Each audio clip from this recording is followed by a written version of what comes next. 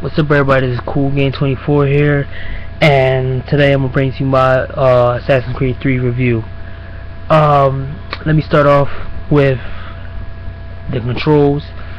I like the way they put the controls in for this game, with the parkour movements, the combat system. They changed that overall. They changed the let's see, the combat system, the parkour movements, and the scaling.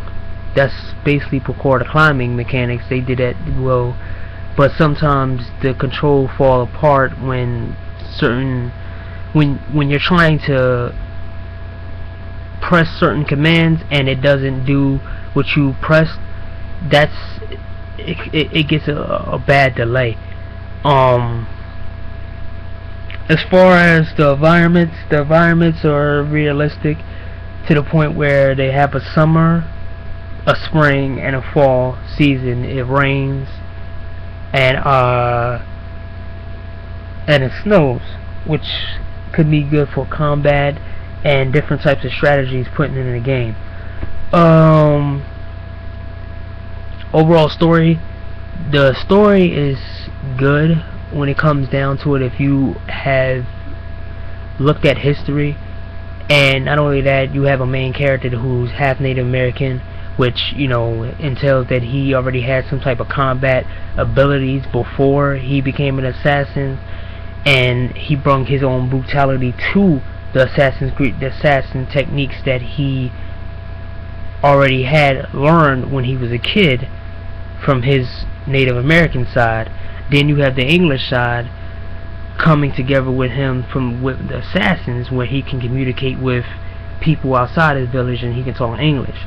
So that's a good storyline. You know, it's a very good average good storyline to go playing.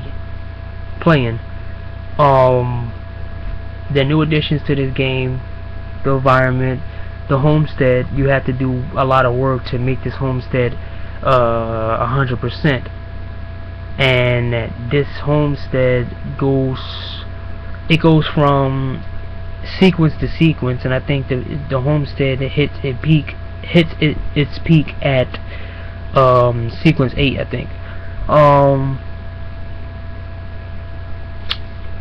trying to rush this thing because I already recorded this like 4 times, and I don't want nothing else to go wrong, or I'm not gonna do this again. I'll do this in another time. So if it seemed rushed, yeah, so be it. Everything else in this game is very much good. It is a whole different Assassin's Creed. As I said before, the controls are very good. The parkour movements on here is very good. The mission structure has some problems to it. When it comes down to the liberation missions from assassins, you have to do a lot of things for the assassins to get them on there, to get them on your side.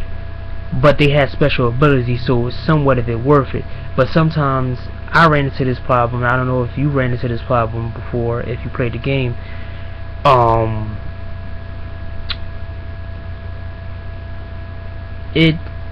When you do these liberation missions for each of these people that you're trying to recruit, sometimes when you do finish these missions and you go back to them, they want you to do more, and they don't give you a marker. You have to go around and find all these different missions. You have to find, you know, it was one for the doctor where you had to put down 3 different rabid dogs, but they didn't give you a marker for the last dog or the second dog.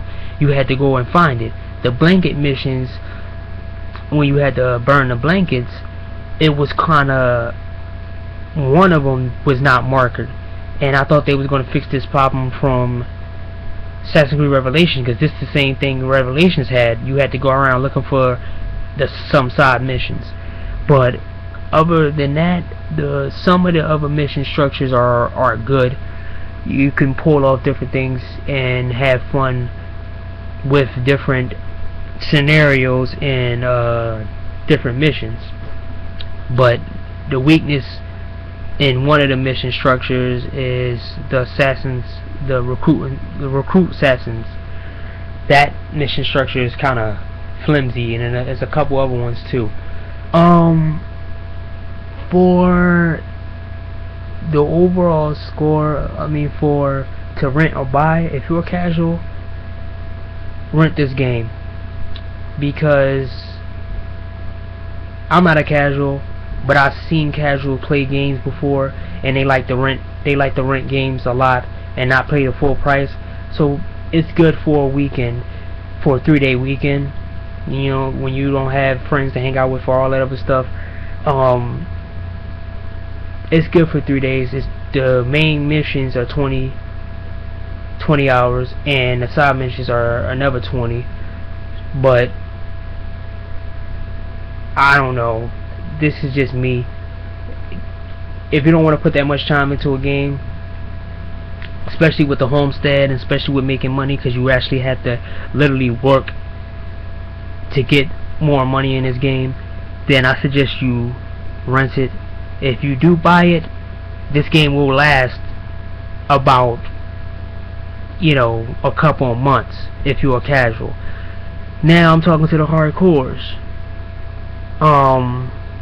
Buy it, put it to the collection. It's a good addition to Assassin's Creed universe. It's very good. Yeah, that's about it. Now the casual score I'm gonna give this game is a 8.0, because it doesn't have different types of things in it that casuals like in a game. But you know, it might disappoint them when it comes to certain things in it. Plus they're not familiar with this series, plus it's starting over and they're not familiar with Assassin's Creed, so if they just jumping into it, it's an 8.5. For us regular people who played this game, it's a 9.5, because there's different things that's wrong with this game. The controls is sometimes messed up, it's glitchy, sometimes freezes, the loading system is messed up, mission structure is kinda crazy, and the homestead is pretty much is a whacked out system, because when it comes to you making money and you have to craft, you have to get every single chest out there, so it kinda messes up the funness part of the game. Other than that, it's a real good game. Go out and buy it. See everyone later. Assassin's Creed 3, man, real good.